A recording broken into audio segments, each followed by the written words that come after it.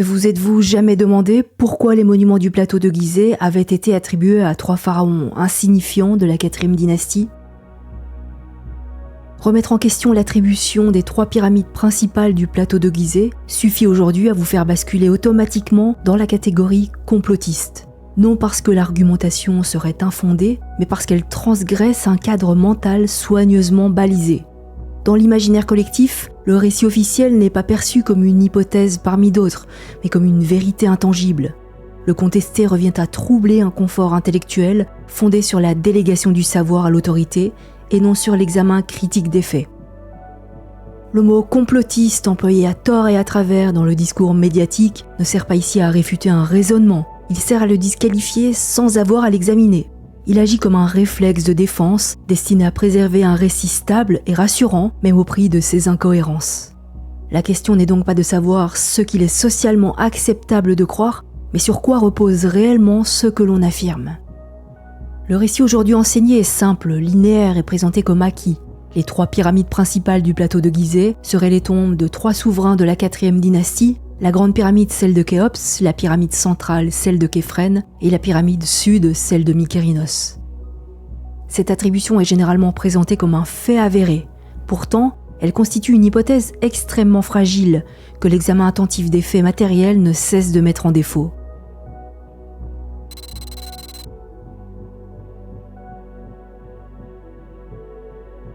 Aucune des 3 pyramides n'a livré le corps du souverain auquel elle est attribuée. Lorsque la pyramide de Képhren fut ouverte en 1818 par l'explorateur italien Giovanni Belzoni, la chambre dite funéraire était totalement vide. Le sarcophage de granit qu'elle contenait ne renfermait aucun reste humain. La situation est identique dans la pyramide attribuée à Mykérinos. Le sarcophage de basalte découvert au XIXe siècle était vide et les ossements retrouvés à proximité seront ultérieurement datés du début de l'ère chrétienne, soit environ 2500 ans après le règne supposé de ce pharaon. Le cas de la Grande Pyramide ne diffère en rien. Aucun corps n'y a jamais été retrouvé, aucun mobilier funéraire, aucun texte mentionnant un ensevelissement royal. Face à cette absence totale, l'égyptologie invoque traditionnellement l'hypothèse de pillages anciens, survenus peu de temps après la mort des pharaons. Or, cette explication repose sur une supposition, non sur des preuves directes. L'exploration menée au IXe siècle par le calife Al-Mamoun montre au contraire que la Grande Pyramide était restée inviolée jusqu'à son intervention. Le couloir ascendant menant au cœur du monument était obstrué par d'imposants bouchons de granit parfaitement ajustés et manifestement contemporains de la construction. Ces blocs n'avaient jamais été déplacés, aucun accès n'était possible, aucun pilleur n'avait pu les franchir. Les sources arabes rapportent qu'Al-Mamoun ne cherchait pas seulement un trésor matériel, mais l'accès à une chambre secrète où les bâtisseurs auraient conservé les secrets d'une science ancienne, des connaissances perdues, voire des technologies oubliées. Lorsqu'après avoir contourné les bouchons de granit en creusant un tunnel dans la masse calcaire, ces hommes atteignent enfin la chambre du roi, la déception est totale. La pièce est vide, le coffre de granit qu'elle contient, dépourvu de couvercle et de toute décoration, ne livre aucun indice permettant d'affirmer qu'il ait jamais contenu un corps. Rien ne suggère qu'un ensevelissement royal ait jamais eu lieu dans la Grande Pyramide. Cette vidéo est réalisée en partenariat avec CyberGhost VPN. Le service utilisé par plus de 38 millions de personnes est noté excellent sur Trustpilot par 20 000 avis. Dans un monde où chaque clic peut être traqué et revendu, CyberGhost VPN permet de reprendre le contrôle de ces données. Il masque l'adresse IP, ne conserve aucun historique, chiffre intégralement la connexion et la redirige via plus de 11 000 serveurs répartis dans plus de 100 pays. Ce système permet aussi d'accéder à plus de 40 plateformes de streaming en contournant les restrictions géographiques ou encore de bénéficier d'offres locales partout dans le monde. Pour cela, il suffit de changer virtuellement de pays pour accéder au contenu restreint du monde entier. L'application est compatible avec tous les systèmes jusqu'à 7 appareils simultanés. En passant par le lien dans la description, l'abonnement revient à 2,03 € par mois avec 83% de réduction, 4 mois offerts et 45 jours de garantie satisfaits ou remboursés.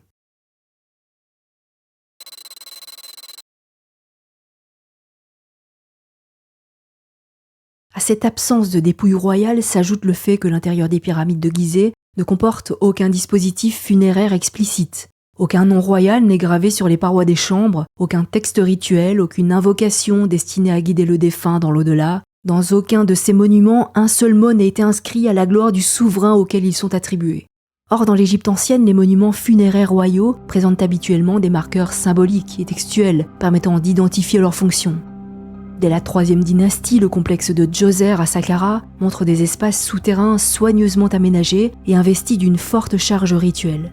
Plus tard, à partir de la fin de la 5e dynastie, les pyramides royales se dotent de corpus funéraires gravés dans la pierre, les textes des pyramides explicitement destinés à accompagner le roi dans l'au-delà.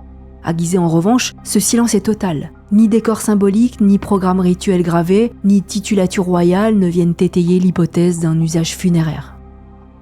Cette absence cumulative interroge la fonction réelle de ces édifices. Pourquoi ces 3 monuments supposés être des tombeaux royaux se distinguent-ils à ce point des pratiques funéraires connues avant comme après eux ? Ainsi, l'idée que les pyramides de Gizeh seraient des tombes repose sur un enchaînement d'hypothèses, de justifications a posteriori et de choix méthodologiques discutables. Les chambres sont vides, les inscriptions funéraires sont absentes, les preuves directes d'un ensevelissement royal font défaut. Rien n'impose donc de considérer ces monuments comme des tombeaux.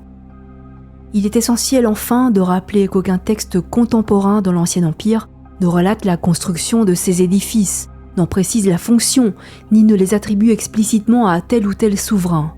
En l'absence de toute source d'époque, l'interprétation du site de Gizeh repose exclusivement sur des reconstructions théoriques élaborées a posteriori à partir d'indices indirects.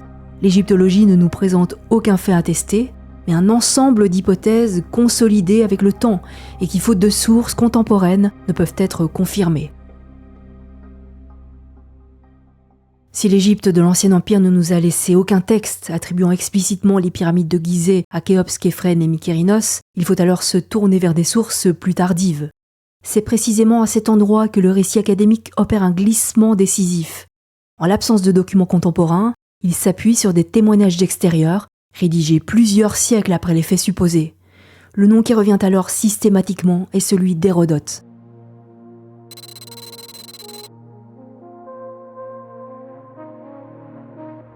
Hérodote écrit au 5e siècle avant notre ère, soit environ 2 millénaires après la période à laquelle l'égyptologie attribue la construction des grandes pyramides. Il se présente comme un voyageur grec recueillant des récits locaux lors de son séjour en Égypte. Lorsqu'il évoque les pyramides, Hérodote ne s'appuie sur aucun document écrit. Il rapporte ce que lui disent des prêtres et les guides de son époque. Autrement dit, il transmet une tradition orale tardive, déjà détachée de son contexte originel et filtrée par des siècles de réinterprétation. Les pyramides apparaissent sous sa plume comme des monuments anciens, entourés de récits moralisateurs, parfois contradictoires et souvent imprégnés de jugements de valeur sur la figure de Khéops, présenté comme un tyran impie.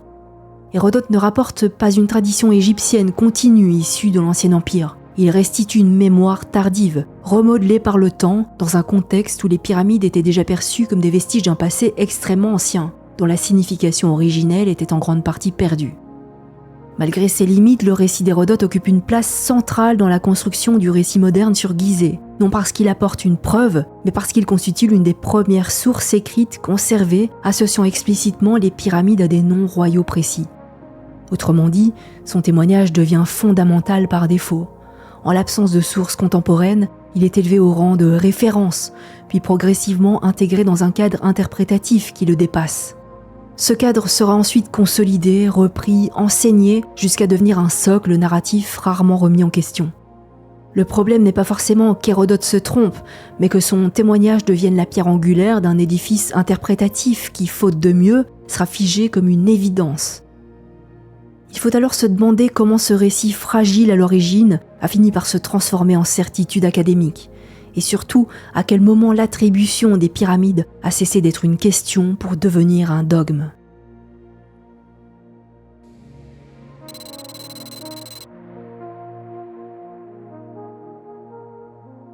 Au Xe siècle, l'historien Al-Masoudi rapporte une tradition qui contredit frontalement l'attribution classique des pyramides de Gizeh. Dans son abrégé des merveilles, s'appuyant sur des manuscrits anciens et sur la tradition copte, il écrit que Souride, un des rois qui régnait sur l'Égypte avant le déluge, éleva les 2 grandes pyramides. La construction du site est ainsi placée hors de toute chronologie dynastique égyptienne connue et fait référence à une époque extrêmement lointaine, le déluge. Massoudi précise que Souride ordonna d'y déposer la somme des savoirs de son temps, dans les domaines des arts, des sciences, de la médecine, de l'arithmétique et de la géométrie, afin qu'ils puissent survivre à une catastrophe globale. Les pyramides ne sont donc absolument pas décrites comme des tombeaux, mais comme des structures de conservation du savoir, conçues pour traverser un effondrement du monde.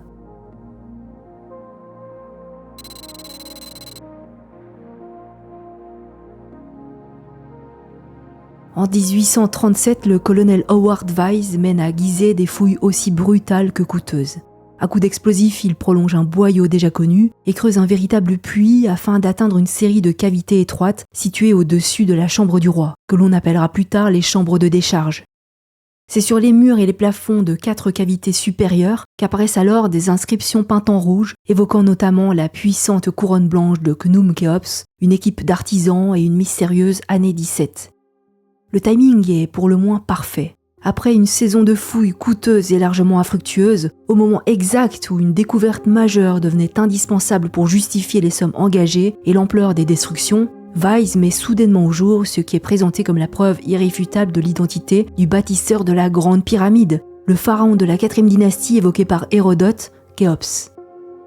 On pourrait croire que cette découverte allait clore définitivement le débat. Il n'en fut rien, car l'examen de ces graffitis soulève de nombreuses questions. D'abord, il est pour le moins étrange que ces inscriptions constituent les seules mentions du nom de Khéops jamais retrouvées à l'intérieur de toute la Grande Pyramide. Un monument colossal, entièrement dépourvu de textes, de formules funéraires, de dédicaces ou de cartouches, livrerait soudain et uniquement dans des cavités inaccessibles les seules traces écrites de son prétendu bâtisseur. Il est tout à fait étrange que ces graffitis aient été découverts dans un recoin aussi obscur, étroit et invisible de l'édifice, sur des surfaces qui n'étaient manifestement pas destinées à être vues, encore moins lues. Mais l'anomalie la plus frappante concerne leur répartition. Les inscriptions apparaissent dans les 4 chambres supérieures, celles découvertes par Wise, mais pas dans la plus basse des 5. Or, cette chambre inférieure avait été découverte bien plus tôt, en 1765, par Nathaniel Davison, soit près de 70 ans avant Wise. Il est difficile de ne pas s'interroger. Ces graffitis seraient-ils apparus dans cette chambre-là si Wise en avait été le découvreur ?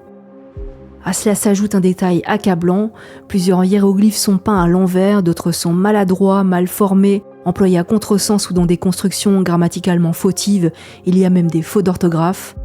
Autrement dit, ces inscriptions censées constituer la preuve absolue de la paternité royale présentent des anomalies que l'on jugerait inacceptables dans n'importe quel autre contexte. La question devient alors inévitable. Wise a-t-il falsifié ces graffitis ? Il est impossible d'en apporter la preuve formelle, mais l'ensemble des incohérences rend l'acceptation aveugle de ces inscriptions pour le moins imprudente. Et c'est précisément cette imprudence que l'égyptologie a choisie, car pendant que les graffitis de Wise étaient élevés au rang de preuve capitale, d'autres inscriptions, bien moins douteuses dans leur contexte, furent soigneusement minimisées. C'est le cas de la stèle de l'inventaire.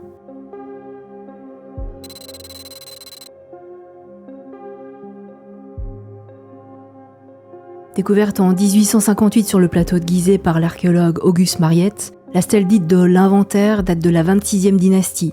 Elle est généralement présentée comme la copie d'un texte bien plus ancien, remontant à la 4e dynastie. Son texte est pourtant sans ambiguïté. Le texte indique clairement que le Sphinx, la Grande Pyramide et plusieurs structures du plateau de Gizeh existaient déjà avant le règne de Khéops. La déesse Isis y est désignée comme la maîtresse de la pyramide. Cette formulation implique que la pyramide est associée à une divinité et non présentée comme la tombe d'un roi. Le monument apparaît comme un édifice sacré déjà intégré à un culte et non comme une construction funéraire dédiée à Khéops. Le texte suggère également que la véritable pyramide de Khéops pourrait être l'une des petites structures annexes situées sur le flanc est de la Grande Pyramide. Cette découverte au XIXe siècle fit l'effet d'une véritable bombe, car si l'on prend ce texte au sérieux, la chronologie orthodoxe de l'Égypte antique s'effondre, et avec elle l'idée que les pyramides de Gizeh auraient été construites comme de simples tombes royales. Face à ce texte, la réaction des égyptologues fut rapide. La stèle est jugée tardive. Elle est qualifiée de texte cultuel, de reconstruction idéologique, voire de document sans valeur historique. Or, ces arguments sont méthodologiquement malhonnêtes. Dans une étude publiée en avril 2018, Robert Schoch et Manu Sefzadeh rappellent qu'en Égypte, la majorité des textes historiques que nous utilisons de nos jours sont des copies tardives de documents plus anciens. Les listes royales, les annales, les chroniques dynastiques elles-mêmes ne sont pas contemporaines des événements qu'elles décrivent. Rejeter la stèle de l'inventaire au seul motif de sa datation tardive revient donc à appliquer un critère que l'égyptologie n'applique pas à ses propres sources lorsqu'elle conforte son récit. Deuxième point clé, le texte va à l'encontre de toute propagande royale. Si la stèle avait été rédigée tardivement pour servir un récit officiel, elle aurait présenté Khéops comme le fondateur du site. C'est exactement ce que fait la propagande royale égyptienne lorsqu'un roi veut s'approprier un monument. Or la stèle fait l'inverse. Elle dit que Khéops trouve un site déjà existant, elle dit qu'il enquête, elle dit qu'il restaure et reconstruit des éléments, mais elle ne dit jamais qu'il crée le complexe, ni qu'il fonde le sphinx, ni qu'il bâtit la pyramide comme sa tombe. Pour Choc et Sefzadeh, c'est un point décisif. Un faux idéologique n'irait jamais contre la logique de glorification royale. Troisième point essentiel, l'expression Isis, maîtresse de la pyramide. L'étude insiste longuement sur cette appellation parce qu'elle est lourde de conséquences. Dans le contexte religieux égyptien, cela signifie que la pyramide est déjà intégrée à un système religieux, indépendamment du règne de Khéops. Autrement dit, le monument n'est pas défini par un roi, mais par une divinité. Et ça, pour l'attribution classique, c'est très problématique. Quatrième point, le sphinx est déjà là. La stèle nomme le sphinx sous le nom de Ahurun-Ar-Makis et le décrit comme un élément central du site, et il possède déjà une fonction cultuelle. Le texte ne laisse aucune place à l'idée d'un sphinx nouvellement créé sous la 4e dynastie. Il est déjà ancien, déjà sacré, déjà intégré au paysage religieux. La stèle suggère un héritage. L'un des arguments les plus importants mis en avant dans l'étude publiée en avril 2018 est le langage lui-même. Les auteurs montrent que plusieurs mots, expressions et tournures employées sur la stèle de l'inventaire ne correspondent pas au langage courant de la 26e dynastie, période à laquelle la stèle visible aujourd'hui a été gravée. Certains termes relèvent d'un vocabulaire archaïque, déjà obsolète à cette époque et caractéristique de phases beaucoup plus anciennes de l'égyptien. Pour Choc et Sefzadeh, cela va dans le sens d'une copie fidèle d'un document bien plus ancien et non d'une invention tardive. Cet élément invalide l'argument selon lequel la stèle ne serait qu'une reconstruction tardive sans valeur historique. Nous pouvons donc soupçonner l'égyptologie d'opérer un tri sélectif des sources, c'est-à-dire qu'elle ne retient pas les éléments qui contredisent son récit.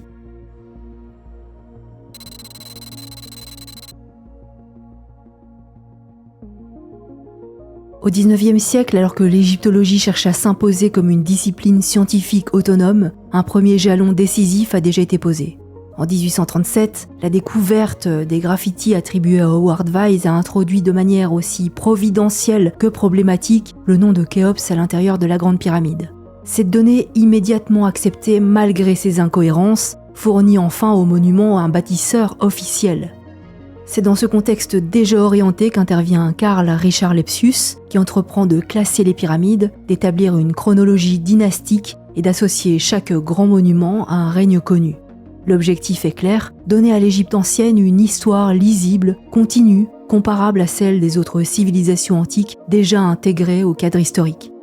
Les graffitis de Wise ont fourni un point d'ancrage. Lepsius va désormais bâtir tout le récit autour en inscrivant les monuments de Gizeh dans une succession dynastique cohérente, non parce que les preuves l'imposent, mais parce que le système en a besoin. En rattachant les pyramides de Gizeh aux pharaons de la 4e dynastie, Lepsius ne démontre rien. Il impose une lecture continue, conforme au cadre historiographique de son époque et à l'image attendue d'un État ancien, centralisé, puissant et stable. C'est précisément cette apparence de cohérence qui fait la force du modèle, tout en dissimulant l'inexistence de ses fondements, car Lepsius n'a jamais prouvé l'attribution des pyramides à Khéops et à sa lignée. Il s'inscrit dans un cadre hérité de la tradition grecque, principalement d'Hérodote, sans jamais en prouver les fondements archéologiques. On attribue donc des monuments muets à des pharaons sur la base d'un récit tardif sans preuve, de graffitis risibles, s'apparentant probablement à une fraude, simplement parce qu'il consolide une version arrangeante de l'histoire. Au XIXe siècle, l'insignifiant pharaon Khéops est donc tout à coup propulsé au rang de bâtisseur de l'édifice le plus spectaculaire du monde. L'absurdité de la situation apparaît de manière encore plus flagrante dès que l'on s'intéresse au personnage lui-même.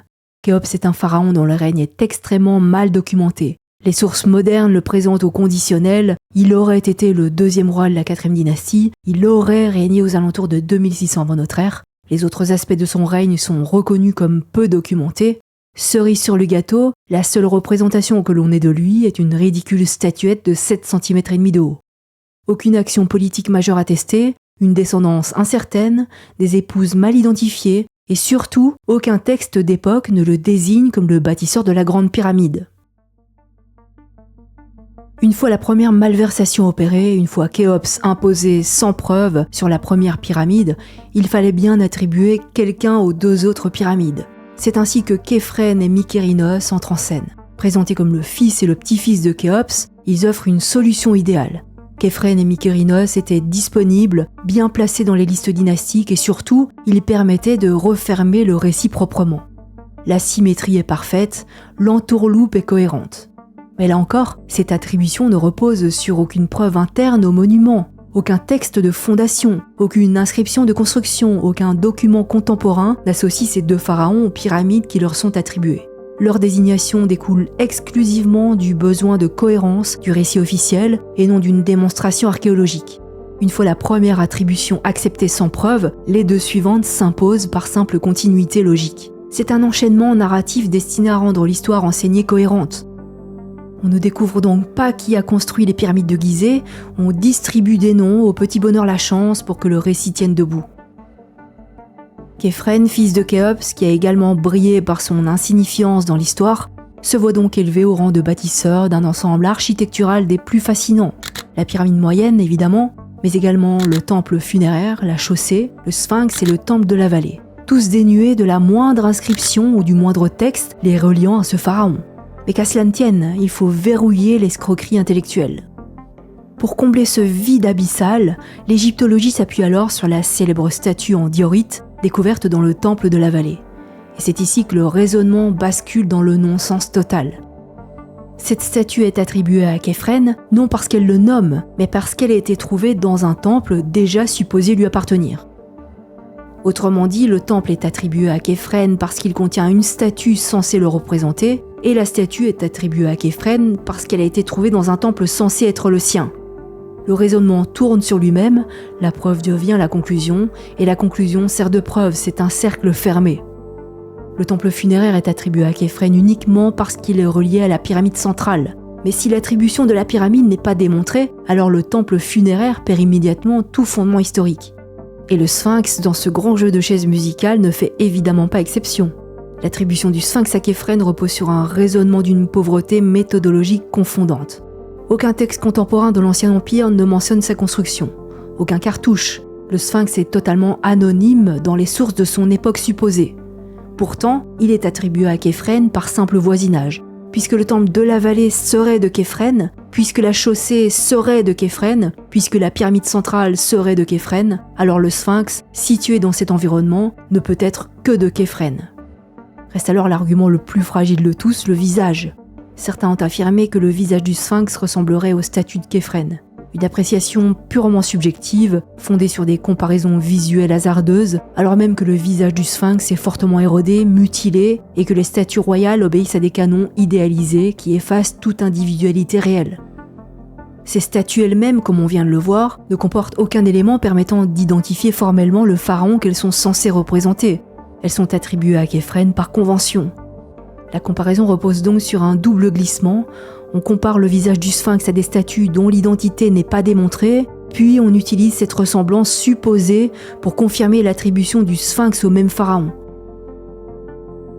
Ironiquement, le seul texte ancien directement lié au sphinx contredit cette attribution.